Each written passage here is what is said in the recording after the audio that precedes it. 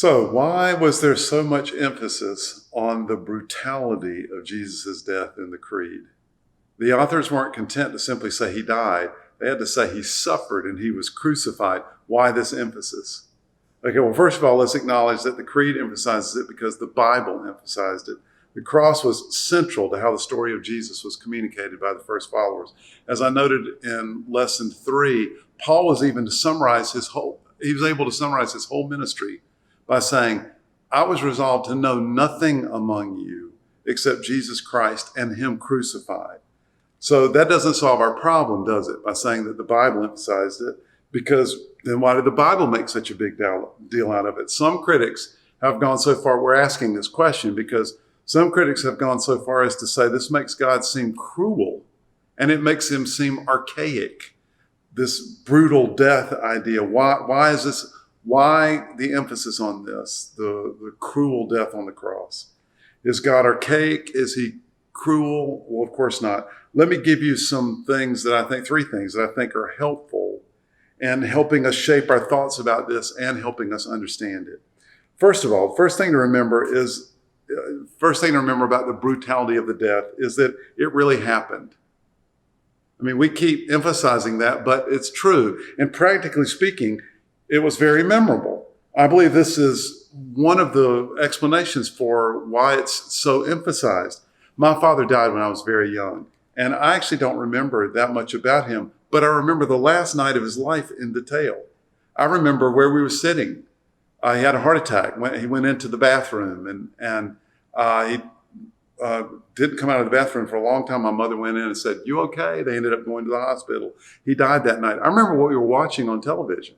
I remember where I was sitting between the two of them. I remember the night in great detail. This is kind of how it works when death happens in our life, and it happened for the disciples as well. Now imagine if my father had died under some horrific circumstances. I mean, it would have been even more memorable. That's part of what's going on with the emphasis in the New Testament, but it's more than that. Secondly, the first followers quickly came to see that this brutal death was a clear demonstration of how much God loves us. It demonstrated how much God loves us. They quickly came to understand that Jesus' death satisfied the consequences of our offness. Don't miss that. What an act of love. His death was, in effect, for us. Here's what I mean. If you heard the lesson from week 3 in this series, then you heard me talk about the offness of reality. There's something wrong with the world. Relationships aren't what they should be. We damage one another. There's hurt. There's angst where there shouldn't be.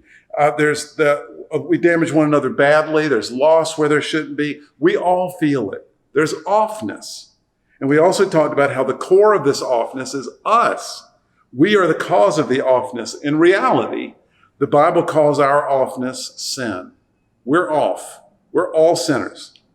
So I used the illustration in that lesson. If you heard it, you may remember, of a waitress coming to me. She's bringing a pen. This is just a couple of weeks ago.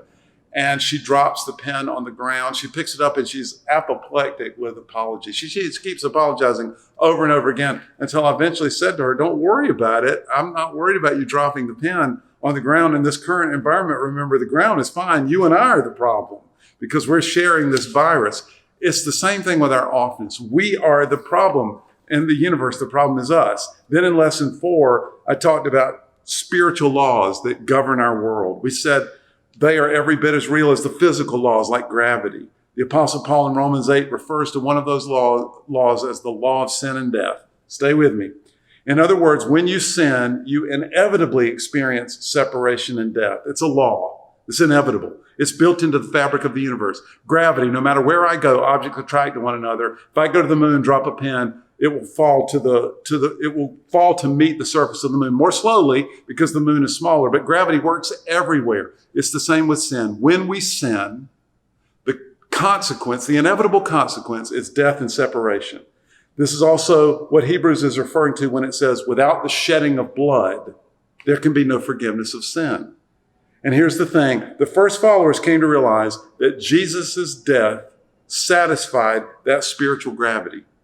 His blood took the place of my blood. His separation satisfied my separation.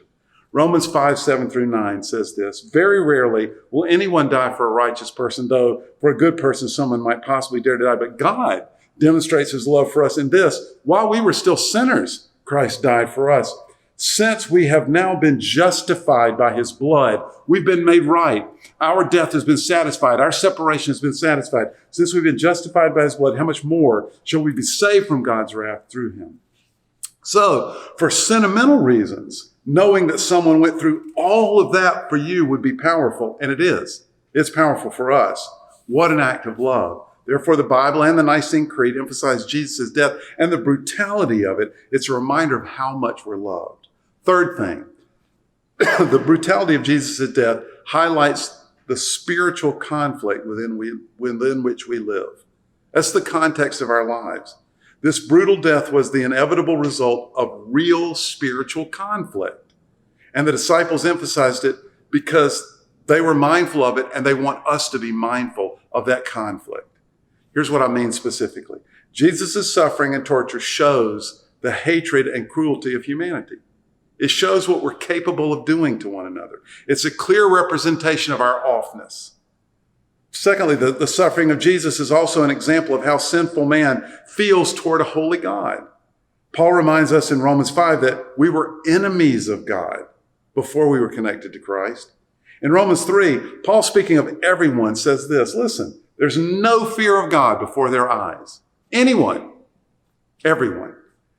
And the suffering of Jesus shows Satan's hatred toward God and his son Jesus. Are you hearing all of the conflict? There is this undeniable and deadly conflict at the core of reality. It's a feature of everything that happens around us, and the brutality of Jesus' death is an audiovisual aid to remind us of that fact and to show us what it looks like. So, Jesus' suffering and death were not casual memories for the first followers, nor for the creed writers, and they shouldn't be for us. These events were central to what they believed about God, about the world, and about themselves, and we would do well to keep these beliefs central.